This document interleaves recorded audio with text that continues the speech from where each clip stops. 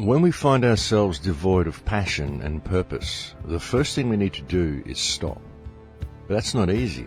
The rest of the world is zooming by at full speed, and left alone by ourselves without a project to occupy us, we can become nervous and self-critical about what we should be doing and feeling.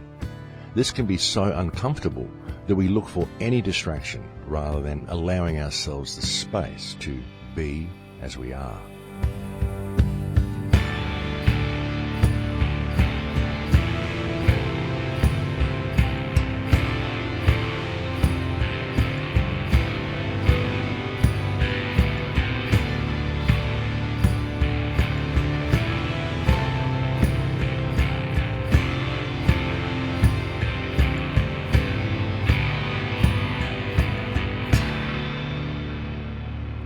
And this week's opening quote comes from Donna Markova. Welcome to Surviving the Matrix, ladies and gentlemen. My name is Maxwell Igan. It's a pleasure to be with you once again, and I will be your host for the next hour. You know, when we look at the world and we look at the problems of the world, very often we look for remedies to these problems somewhere in the past. Often when we're in search of self-discovery, again, we look to the old philosophers, we look for what people have written down in books, and we look to the past. And the reality is that there will be no solutions to our current dilemma that will be found in the past, because humankind is now entering uncharted waters, uncharted territory, and really it's been that way ever since the inception of life. And one of our problems has been that when we are confronted with new problems or new situations, we always rummage around in the past looking for a remedy rather than simply using it as an opportunity for a new form of self-expression. And you can't blame us for thinking this way because we've been trained to think this way over a very long period of time. So the real problem is that we've been trained to, when confronted with a problem, to look in the wrong direction and always base our lives on past data, but we shouldn't be looking at things this way because every day brings a new beginning and a new opportunity, and each day brings something more than what was available the day before. It's just that very often we're stuck in the past or we're living our lives in anticipation for the future. There are very few people who actually live in the now and experience the world for what it is in that moment. They're always caught up in how they got here or where they're going, but rarely where they are. Now, when you look at this and you begin to realize that this is generally the way most people think, it becomes a little perplexing. You have to wonder why this is the overall state of human consciousness, broadly speaking. And you begin to see that it's a result of the education system. The education system always focuses on the past.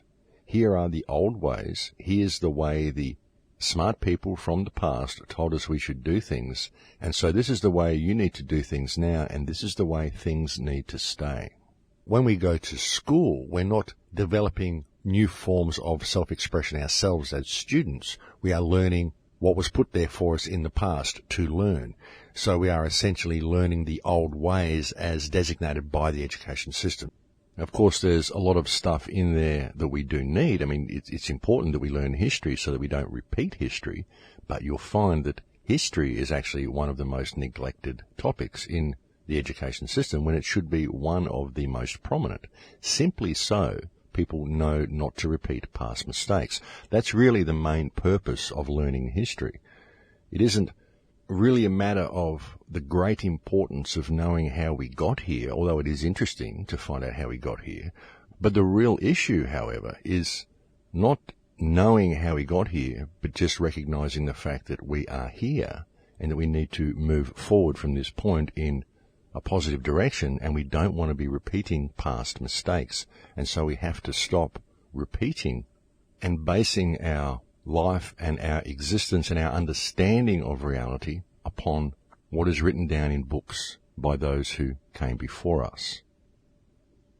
We need to understand that all of the books that were written by the old philosophers and all of this data, this is simply one person sharing with you their perspective of how reality worked for them and the changes they were able to make to their lives, which led to their personal improvement, in the hope that you may find clues in there which will help you on your own path to self-discovery, but there's no good you taking that reality on as your own, and there's no good you really trying to find yourself in the words of others, even though sometimes these words may help. What we have to do is to realize that we are here to create, we are here to express ourselves, and we are here to reach the fullest of our potential through our own creative expression. And we need to remember to do that and stop basing our expression and our knowledge of what reality is on someone else's idea. We have to be free to rediscover ourselves so that we can express ourselves in every way possible. Because the only thing that is actually impossible is that which you believe is impossible, and we are trained to believe that a lot of things are impossible because we're trained to operate and believe reality works according to someone else's idea, and these are the ideas that we have learnt in books. And we've never really stepped back from that and been free to express ourselves from our own unique point in creation. I mean, there is a lot of good things in the education system, and there's a lot of skills that we need, but in amongst that is woven an insidious training mechanism by which people are conditioned to think in a certain way. And I believe that this has been done very, very purposely in order that consciousness in general does not form any new neural pathways, and thereby locks us into the old system. Because you see, one of the huge things about this education system is that it's designed to prevent people from ever reaching their full potential unless they are part of a select few with certain skills that the oligarch who controls this world believe they can exploit. Many deeply philosophical and artistic people, many humanitarians, simply are not able to function in this system. And this is because these are individuals who are well adjusted to life, and therefore cannot be well adjusted to this system. And as said by Jiddu Krishnamurti, it is no measure of health to be well adjusted to a profoundly sick society. And that's what we have. And those who get discarded are generally people who have big ideas and simply cannot function within a corporate system. And so the system discards them by default simply because they are not able to fit in. This system doesn't want people that are going to be bringing in new ideas. They don't want any new neural pathways to be formed, and there's a very good reason for this. In fact, in saying that, I'm reminded of a quote by Albert Einstein, and I'm paraphrasing here, but the quote goes something along the lines of, "A problem will never be solved using the same level of thinking that created the problem." And that is what this system is training us to do. It's training us to maintain the same level of thinking generally as an overall society as what we've always been. And it's designed to squash any independent thought and ensure that any ideas that come forth need large financial backing in order to make it to the ears of the general public. And of course, the only ideas that are going to get financial backing are the ideas that support the system or support the agenda of the oligarchs. Now, in considering the progression or evolution, if you like, of human consciousness, in as much as the more we learn, the more consciousness expands, the more reality is able to express itself. And in saying that the oligarchs have constructed an education system to constrain human consciousness whereby no new neural pathways are formed, in order to explain this and hopefully try to put it into terms that make it more easily understandable, imagine reality as being a computer. Just for demonstration purposes, imagine that we exist in a mainframe. And imagine that within this mainframe is an organic biological computer consisting of all the elements of the universe, including those which give life. The energy that powers this computer is the conscious stuff of reality itself. And imagine that this mainframe is self-forming, running programs of self-discovery and basically experimenting with creation to see what it can create if indeed it can possibly even create another version of itself. Imagine the arena where the programs are run and where development takes place is the Earth. And imagine we are the tools by which this progress is happening. We are essentially the component parts running through the active RAM of this computer, and the thoughts that we have as living human beings, the ideas we have and the new philosophies and creations we create from these thoughts are the software which forms the new expressions and the new creations of self-expression. Okay, and you can just view this as a hypothetical, and I hope I didn't confuse things by putting it that way. Okay, so now imagine this is all going on, and consciousness periodically, as it's collected new data, upgrades itself. And when this upgrade takes place, the entire mainframe upgrades itself. So that when the upgrade happens, there's no way to maintain anything of the old system, because the upgrade is an entire mainframe upgrade. It's like going from a PC to a Mac, or from Windows to Linux, or whichever way you want to put it. It's like moving to an entirely new kernel, so there is no part of the old operating system that remains viable for the new upgrade.